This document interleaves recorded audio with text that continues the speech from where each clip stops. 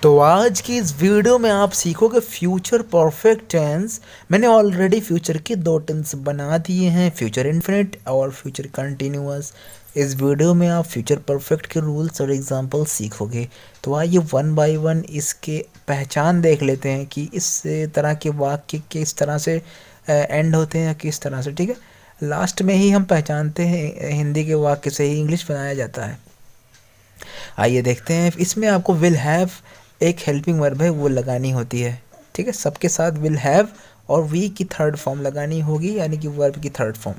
पहचान है सेंटेंस का, चुका होगा, चुकी होगी, गया होगा, गई होगी, लिया होगा, ली होगी, दिया होगा। इस तरह सेंटेंस आते हैं। ठीक है, चुका भी आ सकता है, लिया भी आ सकता है, दिया भी आ सकता है, किया भी आ सकता है। अब बड़ा आ की मात्रा हो सकता है, बड़ी ई की मात्रा। ठीक है, इस तरह के सेंटेंस के लास्ट में वर्ड में आएंगे।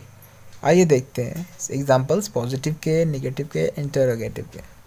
पॉजिटिव के रूल्स आपके सामने मैंने लिख दिया है। सब्जेक्ट लगेगा और सभी सब्जेक्ट और सभी प्रोनाउन के साथ विल हैव लगेगा।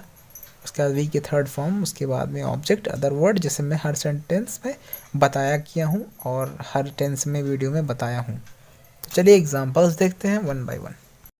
तो पहला एग्जाम्पल है, the bus will have left from the bus stand. Bus stand से चली गई होगी, यानी छूट गई होगी। Okay.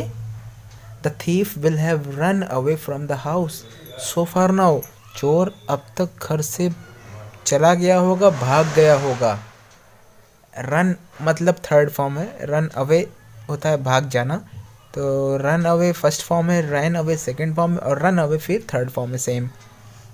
He will have got money now, उसे अब पैसे मिल चुके होंगे या पैसा वह पा लिया होगा। गॉट थर्ड फॉर्म है गेट का, गेट, गॉट, गॉट, या कहीं कहीं आप गॉटन भी बोलते हैं।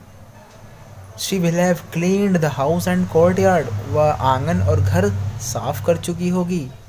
The police will have caught the thief, police चोर को पकड़ चुकी होगी। The cat will have killed the rat, बिल्ली चूहे को मार चुकी होगी। यहाँ हम लोगों ने वर्ब की थर्ड फॉर्म देखी है। अब हम लोग निगेटिव के सेंटेंस की ओर होते हैं, आगे बढ़ते हैं। निगेटिव में आपका सब्जेक्ट होगा और विल हैव के बीच में नॉट होगा, जैसा मैं बताया हूँ सभी टेंस में कि दो और हेल्पिंग वर्ब के बीच में ही नॉट लगती है। तो विल और हैव के बीच में नॉट लगेंगे अगर आपका निगेटिव बनाना है तो एग्जाम्पल हैं, the tailor will not have stitched the clothes.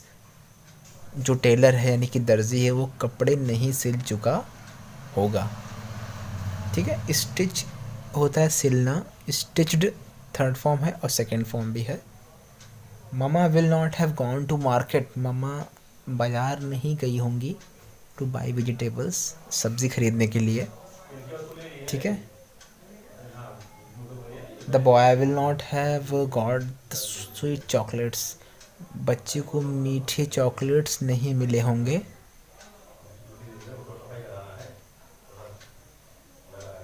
The she will not have written the backward counting, वह उल्टी गिनती नहीं लिख चुकी होगी। अब यहाँ वोंट लिखा हूँ मैंने, यानी कि विल नॉट को मैंने शॉर्टन करा है, छोटा किया है, तो विल नॉट को वोंट भी कहते हैं। ठीक है, our prime minister will have unfurled the national flag, हमारे प्रधानमंत्री जी झंडा फहरा चुके होंगे। ठीक है, तो ये था नेगेटिव सेंटेंस, लेकिन मैंने इसको पॉजिटिव में लिया है नेशनल फ्लैग वाला। तो आइए आगे बढ़ते हैं। इंटरोगेटिव ये है, इसमें क्वेश्चन वर्ड भी होगा और अगर क्वेश्चन वर्ड नहीं लगाना होगा तो सेम इंटरोगेटिव की तरह बनेगा। और नॉट अगर नेसेसरी होगा तो नॉट का भी प्लेस में बताती हूँ, विल और हैव के बीच में नॉट, बट सब्जेक्ट के बाद। ठीक है, तो आइए देखते हैं। वाई टाइप का भी इसमें है और विल का भी इसमें है और निगेटिव का भी है। Why will he not have written the letter, वह पत्र क्यों नहीं लिख चुकी होगी। Why will have left the keys in the room, वह कमरे में चाबी क्यों छोड़ गई होगी या छोड़ गया होगा। Will it have rain in my village, क्या मेरे गांव में वर्षा हो चुकी होगी।